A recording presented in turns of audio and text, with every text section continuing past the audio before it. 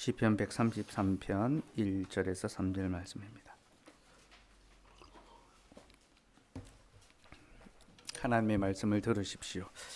보라, 형제가 연합하여 동감이 어찌 그리 선하고 아름다운고, 머리에 있는 보배로운 기름이 수염 곧 아론의 수염에 흘러서 그의 옷깃까지 내림 같고, 헐몬의 이슬이 시온의 산들에 내림 같도다. 거기서 여호와께서 복을 명령하셨나니 곧 영생이로다. 아멘. 하나님, 오늘도 우리에게 하나님의 말씀을 들려주셔서 감사합니다. 이 말씀 영생의 말씀이오니 이제 영생의 복을 선포하사 우리의 귀에 참된 기쁨과 참된 생명, 참된 만족이 있게 하여 주옵소서. 예수 이름으로 기도드리옵나이다. 아멘. 하나님의 말씀을 전하겠습니다. 시편 133편은 제가 아마 가장 많이 설교한 본문 중에 하나일 겁니다. 그래서 이 짧은 본문 안에 또 무슨 새로운 내용이 있을까 싶긴 하지만 오늘 다시 한번 살펴보면서 올 한 해 우리 모두에게 주시는 하나님의 말씀으로 받을 수 있으면 좋겠습니다. 오늘 설교 제목은 예배의 영광과 아름다움이며, 설교 대지는 첫째, 예배는 내려옵니다. 둘째, 예배는 아름답습니다. 셋째, 예배는 영원합니다. 세 가지 주제를 살펴보려 합니다. 첫째, 예배는 내려옵니다. 133편에서 시인은 예배의 영광을 노래하는데요, 두 가지 이미지로 예배의 영광스러움을 표현합니다. 첫째는 제사장의 머리에 부어지는 보배로운 기름입니다. 제사장의 머리 위에 향기롭고 보배로운 기름이 부어지는데 그와 같이 예배가 아름답다는 것입니다. 둘째는 헐몬의 이슬입니다. 이스라엘 북쪽의 가장 높은 산인 헐몬산의 이슬이 이제 요단강으로 흘러서 시온의 산들까지 이어지는데 그 모습이 아름답다. 그게 예배의 영광이다. 그렇게 이야기하고 있습니다. 그렇게 보배로운 기름과 헐몬산의 이슬로 예배의 아름다움을 표현하는데, 이 두 가지는 흘러내린다는 공통점이 있습니다. 제사장의 보배로운 기름은 머리로부터 흘러내려옵니다. 헐몬의 이슬은 하늘로부터 내려서 또 시온의 산들로 흘러내려옵니다. 특별히 133편에는 세 번이나 흘러내려온다라는 표현이 나옵니다. 제사장의 기름이 머리에서 흘러내리고 수염에 흘러내리고 또 옷깃을 타고 온 몸으로 흘러내려 갑니다. 그리고 헐몬의 이슬이 시온의 산들에 내립니다. 이렇게 세 번이나 흘러내린다는 것을 강조하는 것은 우리에게 예배가 위로부터 내려오는 것임을 알려주기 위해서입니다. 사랑하는 여러분, 예배는 위로부터 내려오는 것입니다. 우리가 땅에서 예배를 드리며 마치 하나님께 예배를 올려드리는 것처럼 생각할 수 있지만요, 예배는 아래에서 위로 올라가는 것이 아니라 위로부터 아래로 내려오는 것입니다. 여러분, 왜 예배가 위로부터 내려오는 것입니까? 위에 계신 하나님께서 우리를 불러주지 않으신다면 우리가 하나님을 예배할 수 없기 때문입니다. 하나님이 우리를 불러주셔야 우리가 하나님을 예배할 수 있죠. 그래서 여러분, 우리 예배의 첫 번째 순서가 무엇입니까? 하나님의 인사죠. 하나님이 인사를 건네시면서 우리를 불러주십니다. 너희는 올라오라. 내게로 올라오라. 그렇게 예배가 시작됩니다. 그래서 예배는 아래에서 위로 올려보내는 것이 아니라 위에서 아래로 내려보내는 것입니다. 그리고 여러분, 이것이 세상의 다른 종교와 기독교의 결정적인 차이입니다. 세상의 모든 종교는 아래에서 위로 올라갑니다. 밑에서 위로 올려보내는 거죠. 그럼 지성이면 감천이다라는 그런 말이 있지 않습니까? 사람이 하늘의 마음을 감동시키면 뜻한 바가 이루어진다는 겁니다. 그래서 자기의 손을 빌고 또 빌어서 하늘에 닿게 하는 겁니다. 하지만 기독교는 그렇지 않습니다. 사람이 하나님의 마음을 감동시키는 것이 아니라 하나님께서 사람의 마음을 감동시키는 것, 그것이 바로 예배입니다. 하나님께서 범죄한 우리를 불러주시고 죄와 사망에 죽은 우리를 살려주심으로 우리의 마음을 감동시켜 주시고 그 구원의 은혜에 감격된 자가 하나님을 예배할 수 있습니다. 그렇게 예배는 아래에서 위로 올려보내는 것이 아니라 위로부터 아래로 내려오는 것입니다. 물론 예배 때는 우리가 하나님께 올려보내는 것도 있습니다. 찬송과 기도와 연보를 우리가 하나님께 올려드리죠. 하지만 이 모든 것들은 하나님 먼저 주셨기 때문에 가능한 것입니다. 즉 우리는 우리의 것을 올려드리는 것이 아니라 하나님이 주신 것을 받아서 다시 하나님께 돌려드리는 겁니다. 그게 감사고 그게 찬송이고 그게 기도고 그게 연보입니다. 하나님이 자신의 전부를 우리에게 주셨으니 우리는 우리의 일부를 하나님께 다시 돌려드립니다. 그게 찬송과 기도와 연보인 겁니다. 여러분 우리 교회 주보에 보면요, 예배 순서 옆에 화살표가 표시되어 있습니다. 다들 뭐 알고 계시겠지만 이 화살표가 하나님께서 내려보내시는 것과 우리가 하나님께 올려드리는 바로 그 언약적 교제를 보여주고 있는 겁니다. 하나님이 먼저 우리에게 내려주시고 그 내려주신 것에 감사하고 감동되어서 하나님께 올려드리는 것, 그것이 바로 예배입니다. 어쨌든 예배는 위로부터 내려오는 것이고 133편은 이것을 흘러내린다는 이미지를 통하여 우리에게 가르쳐 줍니다. 그리고 이것을 통하여 우리의 눈을 이 땅이 아니라 하늘을 바라보게 합니다. 여러분 우리가 폭포 같은 곳을 가면요, 물이 떨어지는 것을 올려다보게 됩니다. 그죠? 그래서 이 물이 어디부터 시작하는지 그 기원을 보게 되죠. 예배가 위로부터 내려온다는 것이 우리에게 무엇을 의미합니까? 하나님께서 우리의 눈을 교정하사 위를 바라보게 하는 거죠. 곧 예배자는 이 땅을 바라보는 것이 아니라 하늘을 바라보며 살아가야 한다는 것을 하나님께서 우리에게 가르쳐 주고 있습니다. 그래서 여러분 하나님의 인사를 할 때 제가 손을 듭니다. 왜 손을 듭니까? 제 손을 보라는 거죠. 그리고 제 손을 통하여 지금 하나님께서 위로부터 우리를 불러주신다. 이 예배가 위로부터 내려오는 것이라는 것을 가르쳐 주는 것입니다. 그러니 여러분들은 매주일 예배 때마다 하나님의 인사를 받으면서 여러분의 눈을 하늘로 고정하고 하나님을 향하여 살아갈 수 있도록 우리의 마음을 받들어 올릴 수 있어야 합니다. 사랑하는 여러분, 우리는 한 주간 세상에서 살아가면서 열심히 세상을 위하여 살아갑니다. 코를 땅에 쳐박고 오늘 지금 내게 중요하고 급한 일, 당장 필요한 것을 하느라 전전긍긍하며 어쩔 줄 몰라하며 골몰하며 분주하게 살아갑니다. 그래서 우리 위에 하늘이 있다는 사실을 잊어버리고 우리가 하늘을 향하여 살아가도록 부름받았다는 것을 까마득하게 잊어버리고 살아가게 만듭니다. 세상의 그 수많은 일들과 그 관계와 그 많은 좋은 것들은 우리의 눈을 미혹하며 우리의 눈을 사로잡습니다. 그러나 하나님께서는 일주일에 한 번 우리를 하나님의 집으로 부르셔서 너희가 바라보아야 할 것은 이 땅이 아니라 바로 저 하늘이다. 너희는 천상을 향하여 나아가는 자들이다. 이 땅에 소망을 두지 말고 하늘에 소망을 두고 살아라. 그렇게 말씀하시고 그것을 우리에게 가르쳐 주시기 위하여 하나님의 인사를 건네시고 목사의 손을 통하여 우리 하나님을 바라보게 하십니다.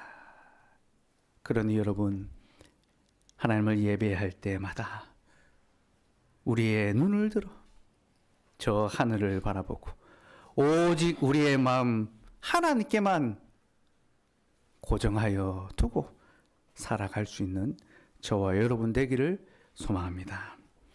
둘째로 예배는 아름답습니다. 우리 1절 말씀 같이 한번 읽을까요?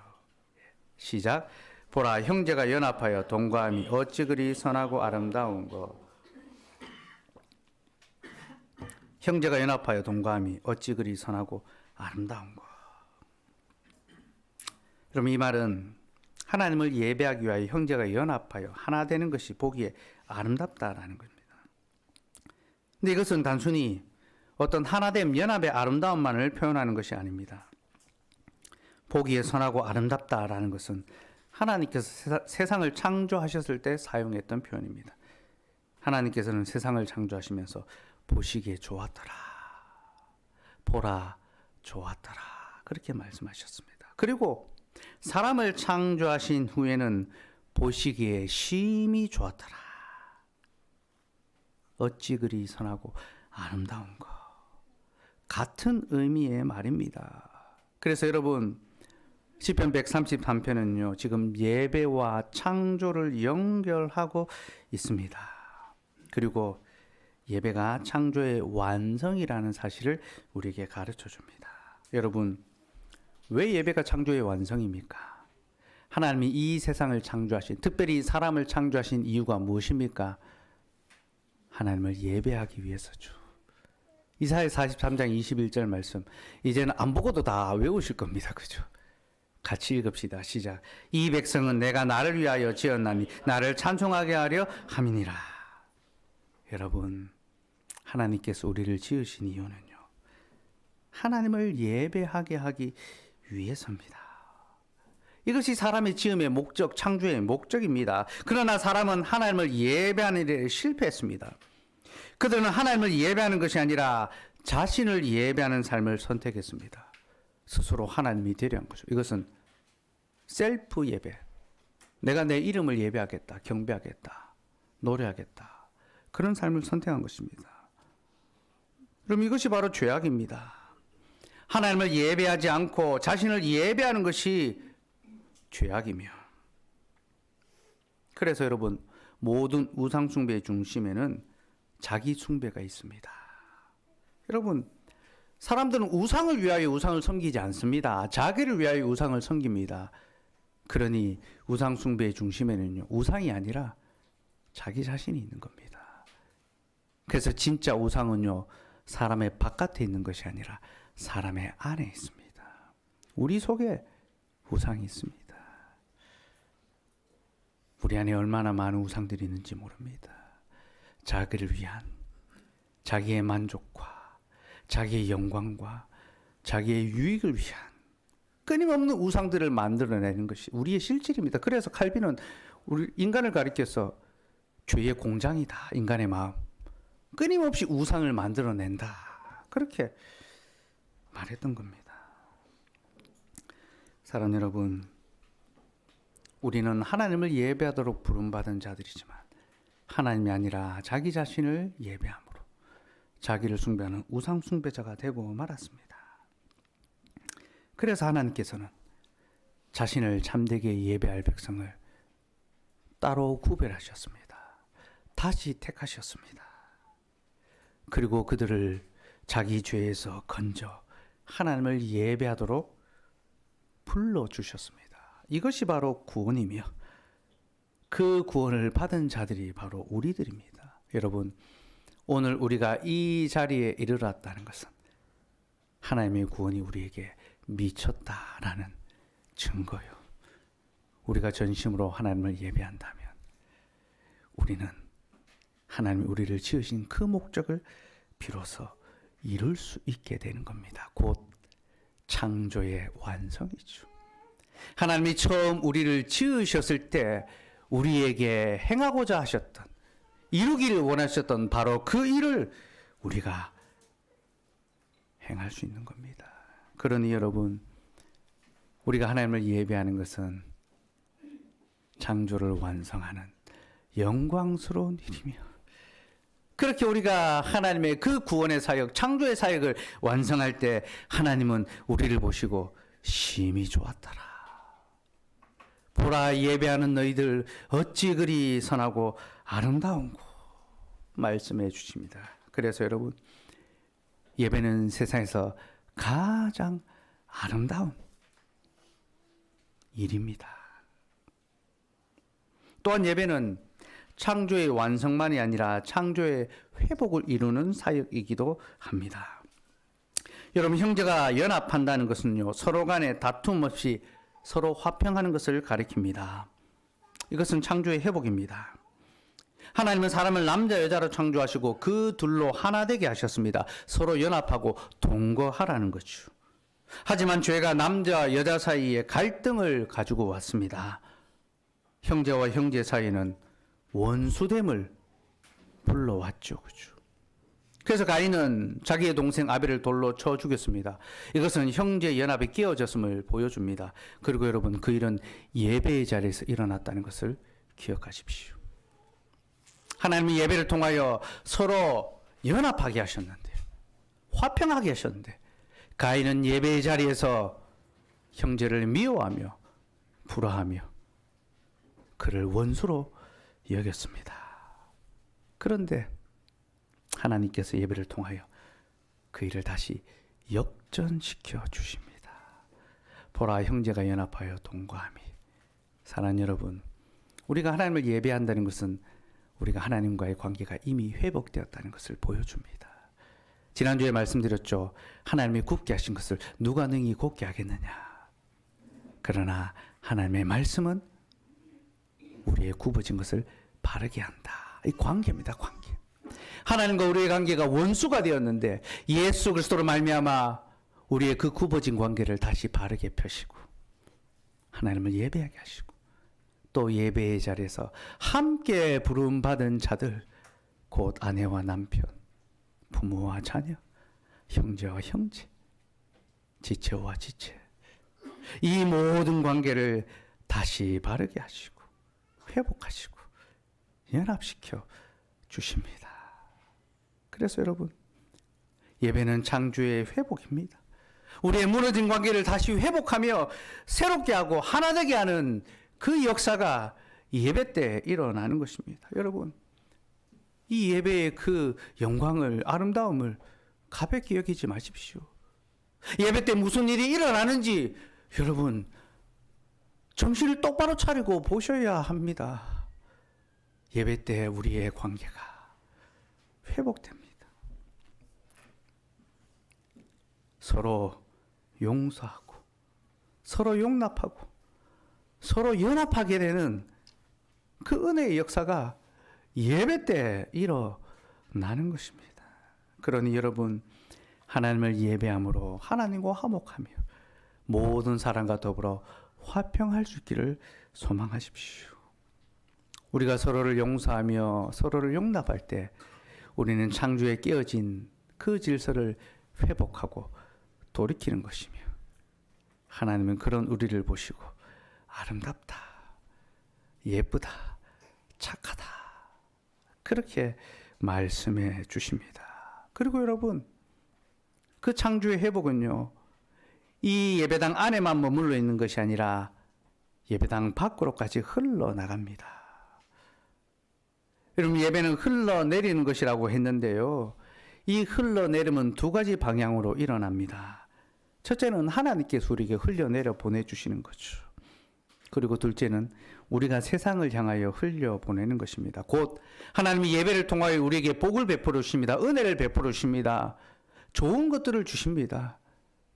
우리는 그것을 받아서 세상에 나아가 흘려보내야 합니다. 하나님과 우리의 관계가 회복되었으니 이제 우리도 서로의 관계를 회복하며 이웃과의 관계를 회복해야 합니다.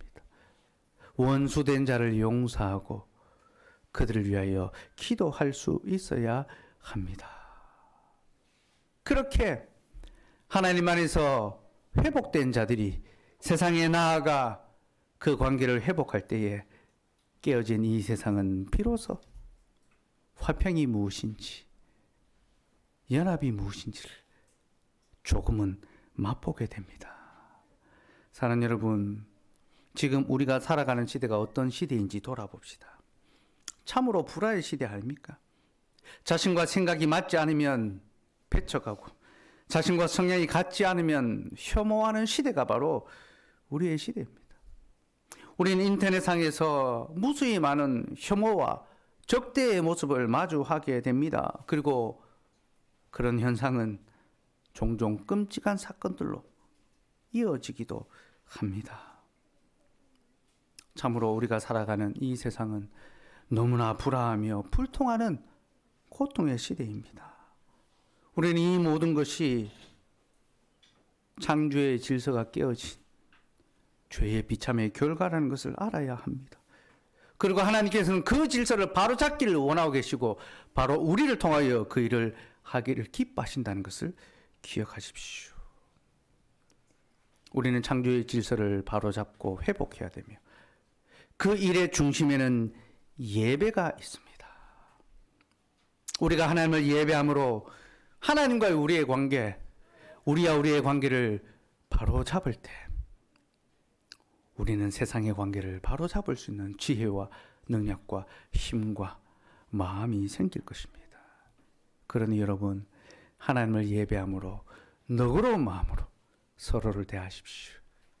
그리고 용서하는 마음으로 우리의 이웃을 대하여 창조의 질서를 회복해 갈 수 있는 저와 여러분 되기를 소망합니다. 예배는 이렇게 영광스럽고 아름다운 것입니다.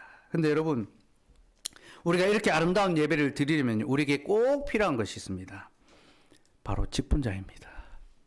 2절 말씀 같이 읽읍시다. 시작. 머리에 있는 보배로운 기름이 수염 곧 아론의 수염에 흘러서 그의 옷깃까지 내림 같고, 자, 이 장면은 대제사장의 위임식을 보여줍니다. 대제사장의 머리에 기름을 부음으로 이제 위임하고 그를 세워서 직분을 수행하게 합니다. 그런데 133편은 대제사장의 위임식을 한가운데 배치함으로 예배의 중심이 무엇인지 우리에게 가르쳐 줍니다. 곧 예배의 중심에는 직분자의 봉사가 있다는 것입니다. 하나님께서는 직분자를 통하여 자신의 백성들이 자신을 예배할 수 있게 해 주십니다. 그럼 여러분, 왜 예배의 직분자가 필요합니까? 우리가 죄인이기 때문입니다. 죄인은 하나님 앞에 나아갈 수가 없습니다. 그래서 중보자가 필요합니다. 하나님과 우리 사이에 중보 역할을 해야 될 사람이 필요한 거죠. 제사장이 바로 그 일을 하는 것입니다. 이스라엘 백성들은 오직 제사장을 통해서만 하나님 앞에 나아갈 수 있었으며, 제사장들이 그들을 위하여 속죄의 제사를 드릴 때 그들은 하나님을 예배할 수 있었습니다. 그러니 여러분, 이스라엘의 대제사장을 세운다는 것은 매우 기쁘고 복된 일이지요.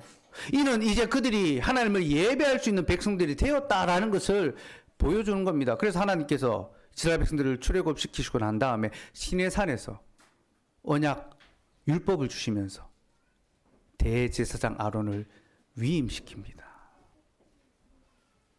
기름 부으십니다. 그리고 너희는 내게 대하여 제사장 나라가 될지니라. 하나님을 예배하는 나라로 그들을 불러주신 거죠. 그렇게 구약의 성도들은 제사장을 통하여 하나님을 예배하며 하나님을 경배했습니다. 그러나 여러분, 구약의 예배는요, 온전한 예배가 아니라 불완전한 예배였습니다. 왜냐하면 인간 제사장들은 한계가 있었기 때문입니다. 그들은 다른 사람들과 똑같이 자신들의 죄와 비참에 빠져 있는 자들이었습니다. 자기들도 죄의 비참에 빠져 있으니까 어찌 남을 그 죄에서 건질 수가 있겠습니까? 그래서 인간 제사장을 통하여 드리는 예배는 온전한 예배가 아니라 불완전한 그림자의 예배였고요. 구약의 모든 제사장들은요, 새롭고 영원한 참되신 한 분 대제사장 예수 그리스도를 바라보고 가리키는 손가락, 그림자에 불과합니다. 히브리서 5장 1절에서 3절 말씀 볼까요? 히브리서 5장 1절에서 3절입니다.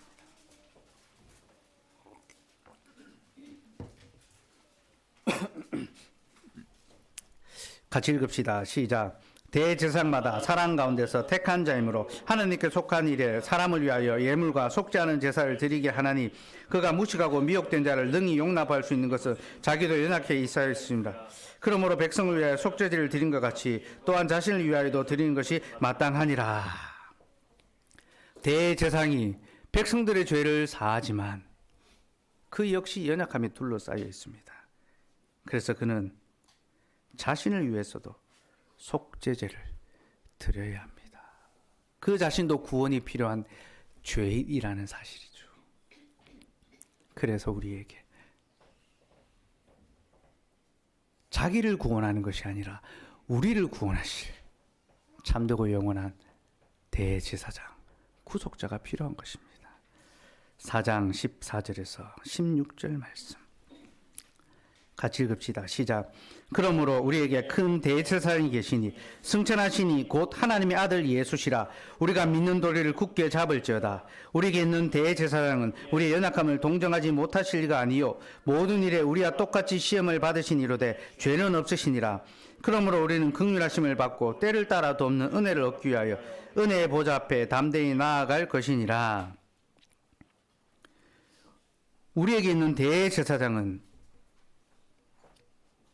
우리와 똑같이 시험을 받으신 이로되 죄는 없으신 분이십니다. 그래서 그는 능히 우리를 구원하실 수 있으며 우리를 은혜의 보좌 앞으로 담대히 이끌어 가실 수 있습니다. 곧 우리를 참된 예배의 자리로 인도해 가신다는 겁니다. 요한복음 4장 23절 24절 말씀 같이 읽읍시다. 시작. 아버지께 참되게 예배하는 자들은 영과 진리로 예배할 때가 오나니 곧 이때라. 아버지께는 자기에게 이렇게 예배하는 자들을 찾으시니라. 하나님은 영이시니 예배하는 자가 영과 진리로 예배할지니라. 주님은 아버지께 참되게 예배하는 때가 오나니 곧 이때라고 하십니다. 이때가 언제입니까? 영원한 대제사장 되신 예수 그리스도를 통하여 우리가 하나님을 예배할 수 있게 되는 바로 지금이 하나님을 참되게 예배할 수 있는 은혜의 시대라는 것입니다. 사랑하는 성도 여러분, 구약의 성도들은 그림자 예배를 드렸습니다. 그들은 연약한 인간 대제사장을 의지하여 두려움 가운데 하나님을 예배했습니다. 언제 심판의 불이 내려올지 모르는 두려움과 캄캄한 가운데 하나님을 예배했습니다. 하지만 우리는 다릅니다. 우리는 영원하신 대제사장 예수 그리스도를 통하여 빛으로 나와 담대함으로 기쁨으로 하나님을 예배합니다. 우리는 그림자가 아니라 실체의 예배를 드리는 시대를 살아가고 있습니다. 그러니 여러분, 구약의 예배보다 우리의 예배가 더욱더 가슴 벅차고 더 감격스럽고 더 기쁨이 가득한 그런 예배가 되어야 합니다. 우리는 이 예배를 드리기 위하여 우리의 가장 값진 것들을 아낌없이 드릴 수 있어야 합니다. 구약의 성도들은 하나님을 예배하기 위하여 많은 대가를 지불해야 했습니다. 그들은 오랜 시간이 걸려서 성전으로 나와야 했으며 예배를 위하여 많은 비용과 위험을 감수해야 했습니다. 여러분, 그들은 소득의 11조가 아니라 10의 3조를 예배를 위해 사용했습니다. 예배를 위하여 드리고 예배를 위하여 사용하고 예배를 위하여 구제했습니다. 또 그들은 일상에 바쁘고 분주한 일, 농사철에도 추수 때에도 그 일을 멈추고 하나님을 예배하는 일에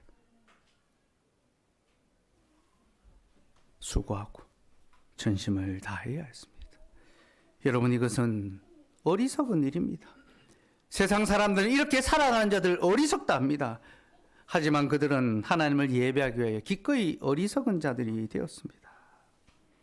여러분, 그들은 그림자의 예배를 드리면서도 이렇게 즐거이 헌신하고 또 서원했는데, 자원했는데 온전한 예배를 드리는 우리가 어떻게 해야 되겠습니까? 사랑하는 여러분, 지금 여러분의 삶에 있어서 중요한 것이 무엇이든지 간에, 여러분들이 무엇을 중요하게 여기든지 간에 그것이 하나님을 예배하는 일에 유익하지 않다면 그 일은 결코 여러분에게 유익하지 않을 것입니다. 여러분, 유한한 자기 자신을 위하여 살아가지 말고 영원하신 삼위 하나님을 위하여 살아갑시다. 그리하면 유한한 우리의 삶이 하나님 안에서 영원하게 될 것입니다. 왜냐하면 예배는 영원한 것이기 때문입니다. 세 번째 대지입니다. 예배는 영원합니다. 이 부분은 수요 기도회 때 좀 더 나눌 예정입니다. 간단하게 언급하면요. 하나님께서는 예배의 자리에서 우리에게 영생의 복을 선포하십니다. 곧 영원한 복락을 우리에게 내려주시는 거죠. 그게 바로 강복선언입니다. 예배의 자리에서 영생을 명하시는 겁니다. 근데 하나님께서 영생의 복을 주신다는 것은요, 영원한 복을 주신다는 거죠. 이는 곧 우리의 예배가 영원하다는 것을 의미합니다. 예배는 영원한 것이며 그 예배를 통하여 우리에게 영원한 복락을 하나님께서 내려주십니다. 여러분, 이 세상은 온통 유한한 것들 천지입니다. 우리가 이 세상에서 얻고 가지고 취하는 그 모든 것들은, 이루는 모든 것들은 다 지나가는 것들입니다. 루터 선생은 인간의 한 모든 업적은 다 사라질 것이나 하나님이 행하신 일은 영원할 것이다 라고 했습니다. 우리가 어떤 성공, 어떤 행복, 어떤 즐거움을 쟁취한다 하더라도 그것은 그저 잠시 지나가는 것입니다. 우리가 이 세상에서 영원한 것을 얻을 수 있는 방법은 없습니다. 그것은 하늘에 있기 때문입니다. 그러니 여러분, 우리가 영원한 것을 붙잡기 위해서 우리는 무엇을 붙잡아야 됩니까? 바로 예배를 붙잡아야 되는 거죠. 사랑하는 여러분, 예배는 이 유한한 세상에서 영원한 것을 얻을 수 있는 유일한 길입니다. 하나님께서 우리에게 영원한 것을 얻을 수 있는 다른 길을 주지 않으셨습니다. 오직 하나님을 예배하는 자들에게 거기서 영생을 선포하십니다. 그러니 여러분, 영원하신 하나님의 복을 붙잡기 위해서 영원하신 하나님을 예배하시기 바랍니다. 그리고 하나님을 예배하는 삶은 우리에게 있어서 조금도 손해나는 일이 아닙니다. 짐 엘리엇이라는 선교사님이 있습니다. 에콰도르의 아우카 부족을 전도하러 가셨다가 순교하신 분인데요. 이분이 순교할 때 나이가 28살이었습니다. 이분이 미국의 히튼 대학을 수석으로 졸업한 엘리트였는데 오라고 한 좋은 곳이 많았습니다. 그러나 그는 그 모든 자리를 다 제쳐두고 아마존의 원시 부족을 전도하러 갔습니다. 먹을 것을 나누어주고 이 접촉을 하려고 하는데, 관계를 하려고 하는데 일주일 만에 이 부족들에게 잡혀서 죽임을 당했습니다. 아무것도 복음 하나 전하지 못하고 비참한 죽임을 당했습니다. 그럼 세상적으로 볼 때 얼마나 비참하고 실패한 어리석은 죽음입니까? 그렇죠. 근데 그분이 이런 말을 남겼습니다. 영원한 것을 얻기 위하여 영원하지 않은 것을 잃어버린 자는 결코 어리석은 자가 아니다. 영원한 것을 얻기 위하여 영원하지 않은 것을 잃어버리는 자는 결코 어리석은 자가 아니라는 거죠. 여러분, 여러분의 생명이 영원합니까? 우리의 생명이 영원하지 않는데 우리의 가진 것이 무엇이 영원할 수 있단 말입니까? 남편도 아내도 부모도 자식도 우리의 일도 우리의 삶도 영원한 것은 하나도 없습니다. 오직 영원한 것은 우리 주 하나님, 그 하나님 안에서의 삶만이 참되고 영원한 것입니다. 그러니 여러분, 이 영원하신 하나님을 예배합시다.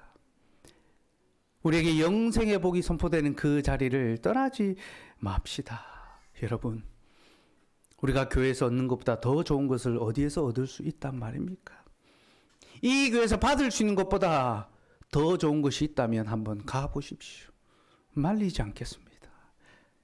여러분, 정말로 하나님께서 이 예배의 자리에서 우리에게 영생의 복을 주신다는 것을 아시걸랑 이 영원한 것을 위하여 살아가시고, 영원하지 않은 것은 좀 느슨하게 잡으시고 때론 내려놓을 줄도 하시고 기꺼이 포기할 줄도 아는 그런 우리의 삶이 되기를 소망합니다. 말씀을 맺겠습니다. 예배는 위로부터 내려오는 것입니다. 모든 좋은 것이 위로부터 내려오듯이 하나님께서 우리에게 모든 필요한 것들을 위로부터 공급해 주십니다. 그러니 여러분, 우리는 땅을 섬기며 살아가는 것이 아니라 하나님을 섬기며 살아가야 합니다. 땅을 향한 우리의 눈을 하늘을 향하여 듭시다. 우리를 향하여 인사를 건네시는 그 하나님의 모습을 보며 주를 경배하며 하늘을 향하여 살아가는 우리가 되기를 소망합니다. 예배는 아름답습니다. 예배는 창조의 완성이어서 아름답고 예배는 창조의 회복이어서 아름답습니다.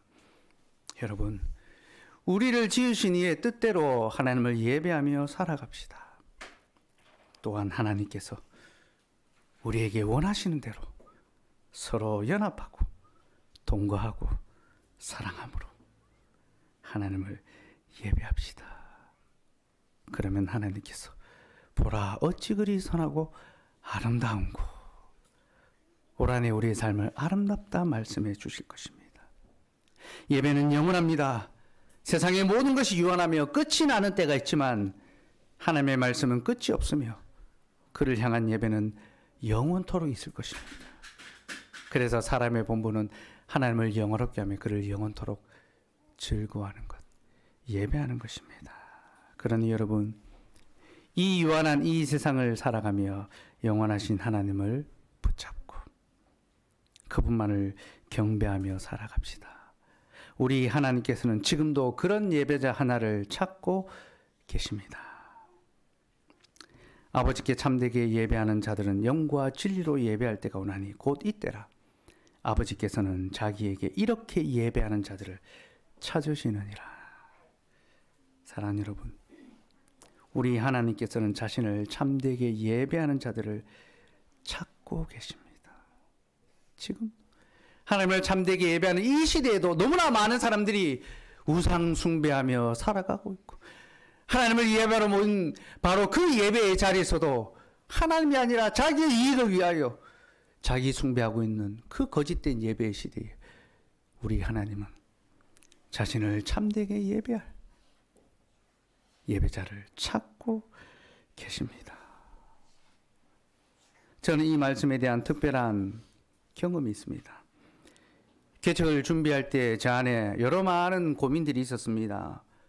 경제적인 것, 상황적인 것, 여러 가지 현실적인 문제 때문에 주저하고 고민하는 어려움이 있었습니다. 그러나 그 모든 고민보다 더 큰 고민, 더 큰 어려움은요, 세상의 교회가 이렇게나 많은데 또 하나의 교회가 필요할까 하는 생각이었습니다. 하나님, 교회가 이렇게 많은데 또다시 교회 하나를 세워내는 것이 무슨 의미가 있을까요? 제 안에 본질적인 이 고민이 생기니까 참 고민되고 주저되고 두렵더라고요. 근데 그 즈음 한 선배 목사님께서 저에게 메일을 보내셨는데 그 메일 내용에 다른 내용은 하나도 없고 딱 한 줄 메일이 적혀 있었습니다. 박 목사님, 하나님께서는 자신을 참되게 예배하는 교회를 기다리고 계십니다. 개척을 준비하는 저를 위로하고 싶어서 개척에 대한 더 확신을 주기 위하여 딱 한 줄, 제가 지금까지 받았던 어떤 메일보다도 가장 인상적이고 강력하고 오래 기억되는, 제가 이 메일을 나중에 후배들에게 한번 써먹으려고 누가 개척한다 하면 딱 이 말을 전해주는데요. 그 메일이 제게는 하나님의 음성으로 들렸습니다. 그렇구나. 또 하나의 교회가 아니라 하나님을 참되게 예배하는 교회가 필요한 것이구나. 하나님은 그런 교회를 찾고 계시고 하나님은 그런 교회를 세상 끝날까지 보존하시는구나. 그때 이후로 교회의 설립에 대한 일체의 고민 없이 어떤 어려움이 있어도 한 마음으로 달려올 수 있었고 또 그것을 저희 교회의 첫 번째 사명으로 삼았습니다. 하나님을 참되게 예배하는 교회, 이것이 우리 교회의 첫 번째 설립 목표입니다. 올해로 개척 7년째입니다. 개척할 즈음처럼 요즘도 여러 많은 생각들이 들곤 합니다. 지금까지 잘해왔는가? 지금은 잘하고 있는가? 앞으로는 잘할 수 있을까? 여러 생각과 고민으로 잠 못 이루고 또 두려움이 많이 들기도 합니다. 그러나 다시 하나님 앞에서 처음의 마음을 돌아보고 다시 이 교회의 존재 이유를 확인해 봅니다. 삼위 하나님을 참되게 예배하는 교회, 이것이 우리의 존재하는 이유며 그것 하나면 충분합니다. 사랑하는 여러분, 올 한 해 우리는 또 많은 일들을 겪을 것입니다. 때로는 성공도, 때로는 실패도, 때로는 기쁨도, 때로는 슬픔도 겪을 것입니다. 그러나 우리가 어떠한 일을 겪는다 하더라도 올 한 해 우리의 삶이 하나님을 참되게 예배하는 삶이 되기를 바라고, 이것이 2024년 올 한 해 우리의 목표, 우리 교회의 소망이 되기를 간절히 바랍니다. 기도하겠습니다.